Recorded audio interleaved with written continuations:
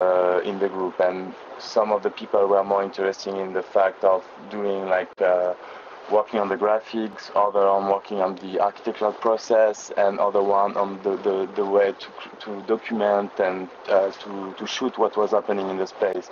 And but the main idea was always to consider the architecture as a game, and a way to mix up like the different fields together and to create like a temporary universe, something like that, but within a little community. And then all those projects are really like with no money and absolutely no, just our own motivation and things that we were knowing. And then we did the... Yeah, because Exist is a non-for-profit organization. It's not an architecture firm, or it's not a... No, it's not anything like that. Of that. Yeah, it's... But and then we did another project with the same... You're welcome to come through. We're just having...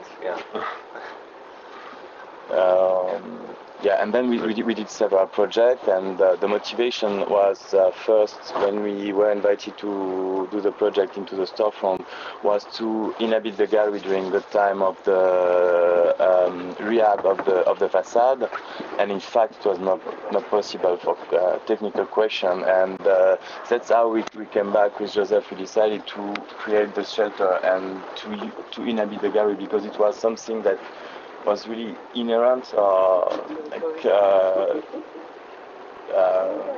something that can happen in the gallery, but they never did, in fact. So the first thing that we decided to do is like to live in the gallery, because no one did it before, and it was really hard to convince people from the Exist collective to do that again, because the last time that we did it in London, we were living for 1 month under the public train and in a tent, and when you feel like being running up by a train like every 5 minutes in the middle of London, it was really hard time. So, and especially because it was the winter too, and because first we came with another idea, which was a sauna, and we didn't have the... Which actually maybe would have been a really good idea now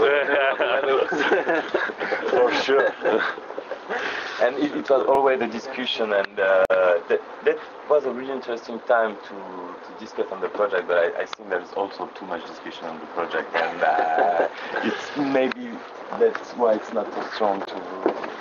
I mean, we discuss a lot, and I think we learn a lot from what to do and everything, but at the end we put too many ideas on the same project. It's like self-critical about the result, but then I mean, basically we're sitting here in the space, and there is this very quiet area all the way back that you have built a new skin to the gallery. I mean, there is not much heat in the upstairs, and you build in a second skin with very simple material, and that are, besides the people warmth, is maybe you want to talk about what... Yeah, because I think when we and maybe Joseph, you want to interact with... Yes, because it's basically something that you were interacting on. And yeah, I mean, what I said to Philippe is that well, first of all, I said that having seen some of their work before, primarily the French Pavilion at the Venice Biennale in, was it 2006? 2006, yeah.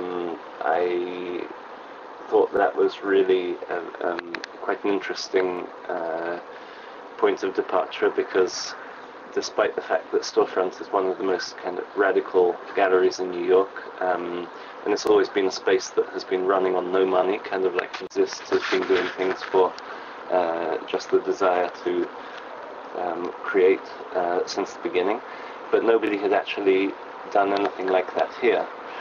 So this was something that kind of came out of that conversation of kind of making the process of creation, uniting, instead of kind of like coming in and making an exhibition and then kind of staying somewhere else, maybe the process of creating somewhere to stay could become the exhibition itself, which is kind of what happened in Venice.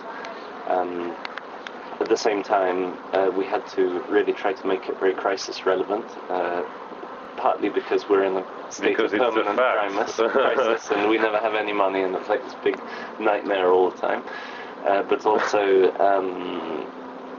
because it was really kind of like a moment when really the world seemed like the sky seemed to be falling on people's heads, or it's still falling on our heads, but like we really, at the end of last year when we were conceiving this exhibition, we kind of realized how bad things were becoming. So we really wanted to kind of give this sense of emergency, make that part of the exhibition and become one of the inspirations. So that's where the Situation Room idea emerged, in fact, from this conversation about like this is something we need to address somehow. And so in fact next Thursday we're going to be inviting here a group called Home Defenders, which are an action group against foreclosures, so kind of like people being evicted from their houses because they can't afford anymore to pay their mortgages. And the idea is that actually that will kick off a whole series of events. They're going to probably, we're working on trying to get some other groups who are kind of dealing with this issue, and so hopefully at least once a week we're going to be discussing this issue here in the gallery, and hopefully that'll kind of, I think this is the fact that the gallery itself is a house is a really nice kind of part house, part situation room. It's kind of like the antithesis of the White House, which is also part house, part situation room. So for which you did you organized an open competition. Exactly. Yeah. Exactly. Yeah, because as far as we're talking about the situation room, I think it's more like a paradox, like to start a conversation about like the real situation than just a project that we can come to see actually. And I try to think about what we did, and you know, I get my own reflex as an architect, like wow, it's not so well done. Do I really want to live here? I'm not so sure, but somehow it's warm enough. And but then the fact that, you know, in the Situation Room is a place that one man enter and can decide for the life of the whole world, and the fact that we use those like cardboard boxes that are just like the expression